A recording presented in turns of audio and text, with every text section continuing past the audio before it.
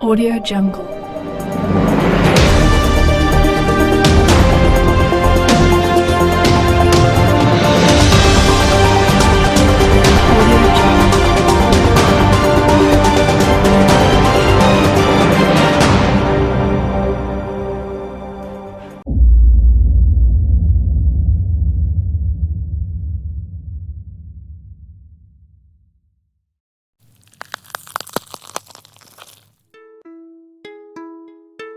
Menurut Bapak, apa itu wawasan kebangsaan?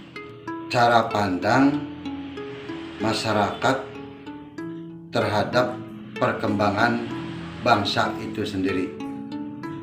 Wawasan kebangsaan adalah wawasan yang harus dipahami oleh semua bangsa agar dapat bersatu untuk memperjuangkan negara dalam kondisi aman dan tertib serta nyaman.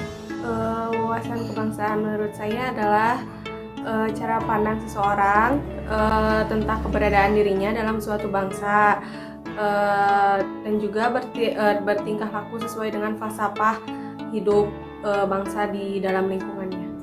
Apa pendapat Bapak mengenai bela negara? Bela negara adalah semua warga negara wajib untuk membela negaranya untuk menjaga persatuan dan kesatuan bangsanya, bangsa itu sendiri. Bela negara artinya di sini semua unsur masyarakat harus bersatu padu untuk membela negara dari dorongan dari luar maupun dari dalam, sehingga dapat menjamin keamanan negara itu dari pihak luar maupun dari pihak dalam. Bela negara menurut saya adalah warga negara yang mempunyai jiwa nasionalisme dan juga kecintaannya terhadap negara Indonesia yang berdasarkan Pancasila dan juga Undang-Undang Dasar 1945. Bagaimana cara untuk memupuk bela negara? Caranya kita harus menggalakkan lagi, mendalami lagi nilai-nilai Pancasila dan undang-undang negara, karena sekarang ini khususnya generasi muda sudah tidak tahu norma-norma Pancasila itu sendiri.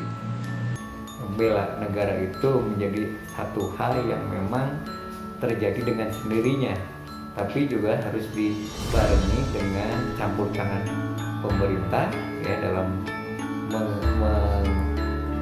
meningkatkan, menimbulkan tadi kebersamaan suatu bangsa untuk membela bangsa dan negaranya tersebut. Di antaranya yaitu bisa menjaga keamanan lingkungan sekitar dan juga misalkan kita berkecukupan dan ada tetangga kita yang berkekurangan, kita bisa membantu setidaknya sedikit-sedikit seperti itu.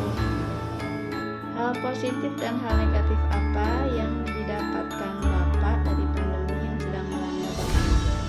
Hal positifnya adalah memperkuat keimanan dan ketakwaan kepada Tuhan Yang Maha Esa, peduli terhadap kesehatan. Aktifnya aktivitas sangat terbatas. Yang pertama mungkin kita harus adanya menjaga kebersihan. Kemudian kaitan dengan tadi ketertiban umum ya.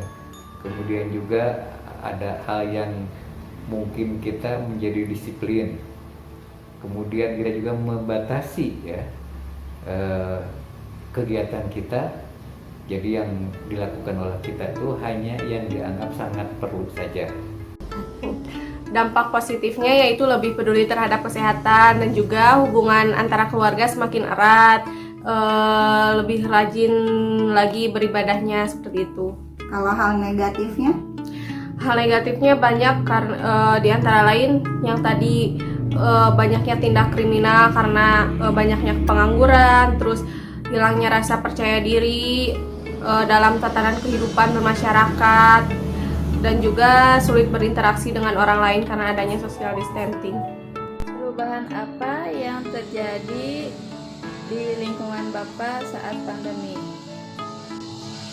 Perubahan yang saya rasakan adalah masalah pendidikan dan ekonomi. Rasa yang mungkin tenggang rasa, yang dimana di sini justru antar anggota masyarakat menjadi agak kaku dalam pergaulannya karena harus menjaga jarak, harus menjaga kebersihan. Yang perubahan yang terjadi di lingkungan sekitar kita tentunya banyak ya, seperti semua orang harus memakai masker untuk mencegah virus tersebut, dan juga adanya pembatasan perjalanan, terus adanya social distancing, dan juga banyak pekerja yang dihentikan karena pandemi COVID sekarang ini. Permasalahan apa yang seringkali Bapak hadapi terkait perkembangan teknologi yang semakin pesat? Sulitnya mengikuti dan memakai media elektronik yang canggih karena keterbatasan pengetahuan. Ada beberapa yang memang salah satunya kita harus menyesuaikan, itu kesulitannya, berarti kita harus belajar lagi. Kemudian juga kita kadang-kadang menjadi objek dari orang lain, misalkan jadi objek kejahatan. Sekarang misalkan banyak kejahatan yang berbasis teknologi, yang karena ketidaktahuan kita dalam teknologi, kita dijadikan objek untuk kejahatan tersebut yang mungkin bisa merugikan kita.